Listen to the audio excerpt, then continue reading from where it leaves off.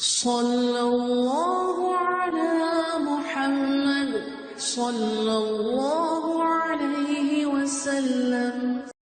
اعوذ باللہ السمیع العلیم من الشیطان الرجیم، بسم اللہ الرحمن الرحیم، والصلاۃ والسلام علی رسولہ الکریم۔ بخاری شریف باب الوضو، اور آج جو ہم باب پڑھیں گے یہ باب ہے سر کے مسح کے بارے میں۔ باب مسح الرأس کلہ، کہ پورے سر کا مسح کرنے کا بیان۔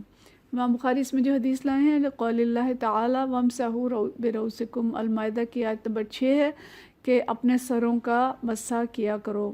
وقال ابن مسیب رضی اللہ تعالیٰ عنہ المرأۃ بمنزلۃ الرجل، کہ عورت بھی مرد کی طرح ہی مسح کرے گی۔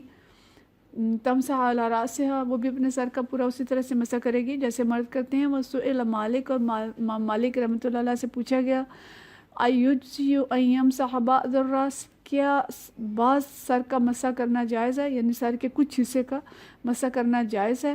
فاحتج بحدیث عبداللہ بن زید، تو حضرت امام مالک نے عبداللہ بن زید کی حدیث سے استدلال کیا۔ سر کا مسح جو ہے یہ کچھ اختلافی مسئلہ ہے۔ بعض ائمہ کرام کہتے ہیں کہ پورے سر کا مسح ہونا چاہیے، اور بعض ائمہ کرام کا خیال ہے کہ کچھ حصے کا مسح ہے، اور بعض کا خیال ہے کہ یہ فرض ہے، اور بعض کا خیال ہے کہ پورے سر کا مسح جو ہے وہ سنت ہے۔ تو اس کے بارے میں حدیث ہم پڑھتے ہیں۔ یہ حدیث حضرت عبداللہ بن زید رضی اللہ تعالیٰ عنہ سے جو روایت کی ہے حضرت عمرو بن یحییٰ المازنی، وہ اپنے والد سے روایت کرتے ہیں انا رجلا قال لعبداللہ بن زید، ایک شخص آیا عبداللہ بن زید کے پاس، وہو جد عمرو بن یحییٰ، اور وہ کیا تھے، وہ عمرو بن یحییٰ کے دادا تھے۔ تو انہوں نے فرمایا اتستطیع ان ترینی کیف کان رسول اللہ صلی اللہ علیہ وسلم یتودع، کیا آپ مجھے دکھا سکتے ہیں یا بتا سکتے ہیں کہ رسول اللہ صلی اللہ علیہ وسلم کیسے وضو فرماتے تھے؟ فقال عبداللہ بن زید، تو حضرت عبداللہ بن زید نے فرمایا نعم، تو انہوں نے فرمایا ہاں میں ایسا کر سکتا ہوں۔ فدعا بماء، بس انہوں نے پھر پانی منگایا۔ فافرغ علی یدیہ فغسل مرتین، پھر انہوں نے پانی اپنے ہاتھ پر ڈال کر 2 مرتبہ ہاتھوں کو دھویا۔ ثم مضمض واستنثر ثلاثا، پھر انہوں نے 3 مرتبہ کلی کی اور ناک میں 3 مرتبہ پانی ڈالا۔ ثم غسل وجہہ ثلاثا، پھر انہوں نے 3 مرتبہ اپنا چہرہ دھویا۔ ثم غسل یدیہ مرتین، پھر انہوں نے 2 دفعہ اپنے بازوؤں کو دھویا الی المرفقین، کوہنیوں تک۔ ثم مسح رأسہ بیدیہ، پھر انہوں نے اپنے ہاتھوں سے سر کا مسح کیا۔ پھر کیا کیا، فاقبل بہما وادبر، ایک دفعہ آگے لے گئے پھر اس کو پیچھے لے گئے، یعنی پہلے آگے سے پیچھے لے گئے پھر اس کو دوبارہ دہرایا ویسے ہی۔ فبدا من مقدم رأسہ حتی ذهب بہما الی قفاہ، پھر انہوں نے یعنی اس کی تفصیل آگے یہ لکھی ہے کہ کیا کیا کہ اپنے ہاتھوں کو لے گئے پیچھے اپنی گردن تک، گردن کی جو گدی ہوتی ہے وہاں تک لے گئے۔ ثم ردہما الی المکان الذی بدا منہ، اور پھر ہاتھوں کو واپس لائے جہاں سے شروع کیا تھا۔ یہ جو اقبل بہا وادبر، یہی چیز ہے کہ پہلے ایک دفعہ آگے کو اور پھر پیچھے کو، یا پہلے پیچھے کو اور پھر آگے کو لائے، ٹھیک ہے۔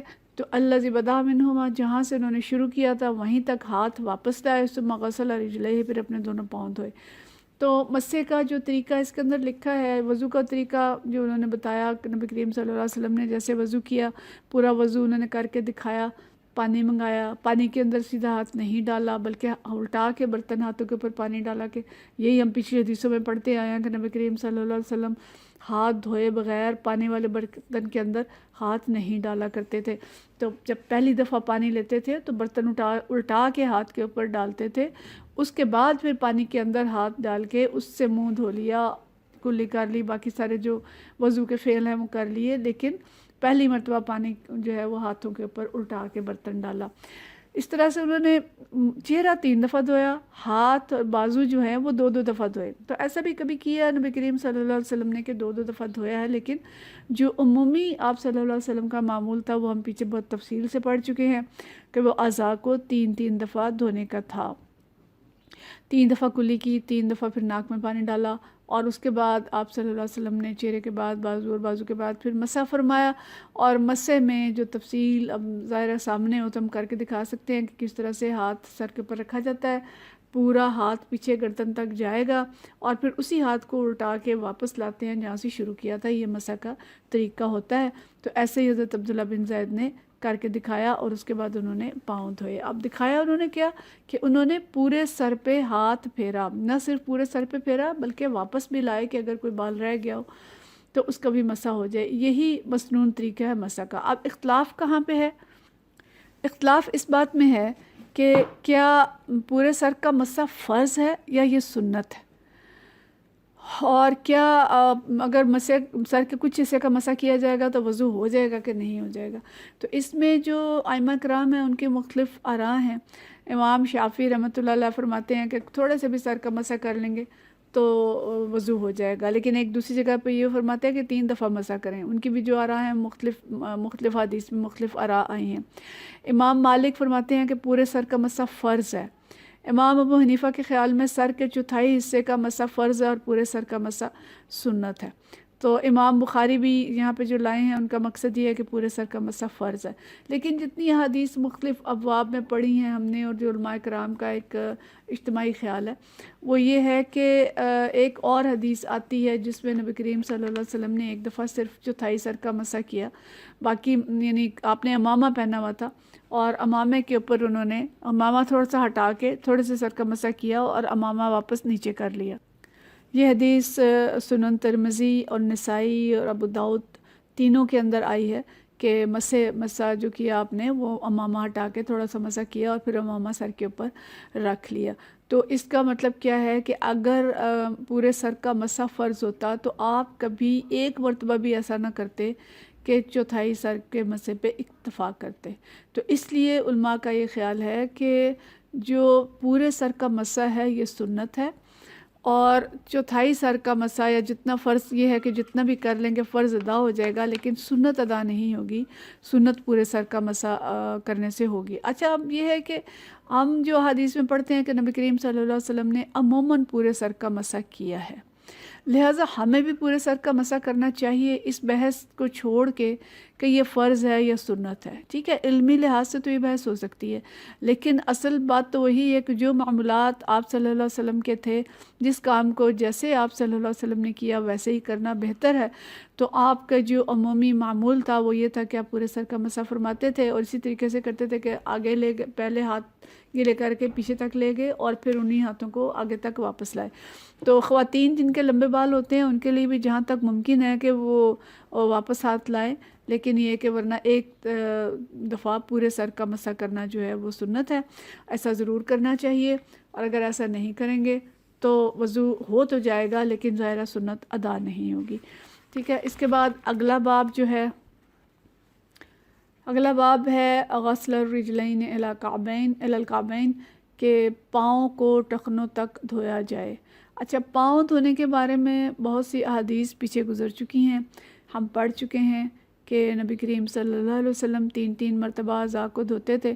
اب امام بخاری یہاں پہ چونکہ مسح کا ذکر ہوا اور مسح کے بعد قرآن پاک کے اندر پاؤں دھونے کا ذکر ہے، آیت کا جو اگلا حصہ ہے وہ یہی ہے کہ اپنے پاؤں جو ہیں ان کو ٹخنوں تک دھویا جائے، تو اس لیے اس کو وہ لے آئے ہیں، ورنہ اس کی تفصیل ہم پیچھے پڑھ چکے ہیں. ٹھیک ہے، تو پیچھے جو انہوں نے باب لگوایا تھا وہ غسل الرجلین تھا کہ پاؤں دھوئے جائیں. یہاں پہ الی الکعبین لگایا ساتھ. ایک تو یہ کہ باب فرق ہو جائیں کہ پچھلا باب غسل الرجلین تھا اور یہ باب الی الکعبین ہے، اور دوسرا اس سے یہ ثابت کرنا چاہتے ہیں کہ اگر یہ تحدید کی گئی ہے کہ پاؤں کو ٹخنوں تک دھویا جائے تو یہ پھر صرف پاؤں کا مسح نہیں ہے، کیونکہ مسح میں یہ تحدید نہیں کہیں بھی ہوتی کہ ٹخنوں تک یا کونیوں تک، یا بس اس میں تو یہ آتا ہے کہ منہ پہ مسح کر لیں اور بازوؤں پہ مسح کر لیں، یا پاؤں پہ مسح کا تو کہیں ذکر نہیں ہے. تو کعبین کی جو شرط لگائی ہے ٹخنوں کی، یہ اس چیز کا ثبوت ہے کہ پاؤں دھونے ہوں گے. یہ بحث اس لیے ہے کہ ہمیں معلوم ہے کہ جو ہمارے اہل تشیع ہیں اور جو کچھ دوسرے یعنی فقہ جعفریہ کے اندر پاؤں پہ مسح کرنے کا ذکر ہے، تو یہ اختلاف وہاں پہ موجود ہے. تو امام بخاری اس لیے یہاں پہ یہ لائے کہ پاؤں دھونے کا ذکر ہے، صرف مسح کا ذکر نہیں ہے. اس میں جو حدیث وہ لائے ہیں وہ یہ ہے کہ یہ بھی حضرت عمر ہیں جو اپنے والد سے روایت کرتے ہیں، شاید تو عمر بن ابی حسن سال عبداللہ بن زید، یہ بھی حضرت عبداللہ بن زید سے ہی روایت ہے کہ انہوں نے عبداللہ بن زید سے یہ پوچھا عن وضوء النبی صلی اللہ علیہ وسلم کہ نبی کریم صلی اللہ علیہ وسلم وضو کیسے فرماتے تھے. فدعا بطور من ماء. اچھا، برتن کے لیے مختلف الفاظ استعمال ہوئے ہیں، کہیں پہ طور کا لفظ آیا، کہیں پہ کوئی اور لفظ آیا تو یہاں پہ انہوں نے آتا ہے کہ ایک برتن منگایا پانی والا. فتودع لهم، پھر ان کے لیے انہوں نے وضو کر کے دکھایا. فتودع لهم وضوء النبی صلی اللہ علیہ وسلم کہ نبی کریم صلی اللہ علیہ وسلم نے کیسے وضو کیا تھا انہوں نے کر کے دکھایا. فاقفع علی یدیہ من الطور. اچھا، یہاں بھی وہی چیز آئی کہ انہوں نے برتن کو جھکا کے اپنے ہاتھوں پر پانی ڈالا اور ان کو 3 دفعہ فغسل یدیہ ثلاثا کہ 3 دفعہ اپنے ہاتھوں کو دھویا، یعنی پانی کے اندر ہاتھ نہیں ڈالے. ثم ادخل یدہ فی الطور. جب ہاتھ دھو لیے پھر ہاتھ ڈالے برتن کے اندر. فمزمز واستنشق واستنثر. پھر انہوں نے 3 مرتبہ کلی کی اس سے، اور پھر 3 دفعہ ناک میں پانی ڈالا اور 3 دفعہ ناک سے پانی نکالا. 3 عرفات، 3 مرتبہ انہوں نے یہ سارے کام کیے. ثم ادخل یدہ فغسل وجہہ ثلاثا. پھر پانی کے اندر ہاتھ ڈالا اور پانی لیا اور 3 دفعہ اپنا چہرہ جو ہے اس کو دھویا. ثم غسل یدیہ مرتین الی المرفقین. پھر انہوں نے 2 مرتبہ اپنے بازو جو ہیں اس پانی سے دھوئے. یہاں پھر چونکہ وہی حضرت عبداللہ بن زید ہیں اسی طرح سے کر کے دکھا رہے ہیں کہ بازو جو ہیں انہوں نے 2 دفعہ دھوئے اور چہرہ جو ہے وہ 3 دفعہ دھویا. ثم ادخل یدہ فمسح رأسہ. پھر پانی کے اندر ہاتھ ڈالا، اس کو گیلا کیا اور اس سے اپنے سر کا مسح کیا. فاقبل بہما وادبر. اس کو آگے لے گئے اور پیچھے لے گئے، یعنی وہی جیسے کہ پہلے ہاتھ پیچھے لے گئے پھر آگے لے گئے، اس کو دہرایا. مرتن، 1 مرتبہ انہوں نے ایسا کیا. مرتن واحدتن، 1 دفعہ مسح کیا. ثم غسل رجلیہ الی الکعبین. پھر انہوں نے اپنے پاؤں کو ٹخنوں تک دھویا. ٹھیک ہے، تو یہاں پہ بس انہوں نے حدیث صرف اس کو بیان کیا ہے کہ 3 مرتبہ پاؤں جو ہیں وہ دھوئے جائیں گے کعبین تک، یعنی ٹخنوں تک 3 مرتبہ. باقی سارے اعضاء دھوئے جائیں گے اور مسح جو ہے وہ 1 مرتبہ کیا جائے گا اور پورے سر کا کیا جائے گا. اس سے وضو جو ہے وہ مکمل ہوتا ہے، اور یہی نبی کریم صلی اللہ علیہ وسلم کا وضو کا طریقہ ہے جو ہم پیچھے پڑھتے چلے آ رہے ہیں. تو دیکھیں، ہم نے وضو کی اتنی تفصیلات باب الوضو میں پوری نبی کریم صلی اللہ علیہ وسلم کی حدیث اور اسناد کے ساتھ دیکھ لیں. اور بالکل شروع میں ہم نے جو حدیث پڑھی تھی کہ یہ نور ہوگا اور اعضائے وضو جو ہوں گے یہ روز محشر چمکتے ہوں گے، تو ہم اس کو زیادہ سے زیادہ سمجھیں مستنون طریقہ نبی کریم صلی اللہ علیہ وسلم کا، اور اچھے طریقے سے وضو کیا کریں اور سنت کے مطابق کیا کریں، تاکہ ہمارے اعضائے وضو گواہی دیں کہ یہ مومن اور مومنہ ہے، اور قیامت کے دن ان کے ذریعے سے نبی کریم صلی اللہ علیہ وسلم ہمیں پہچان لیں، ہم اللہ تعالیٰ کے غضب اور اس کے عذاب سے بچ سکیں اور اللہ کی جنتوں کے اندر داخل ہو سکیں. وآخر دعوانا ان الحمد للہ رب العالمین.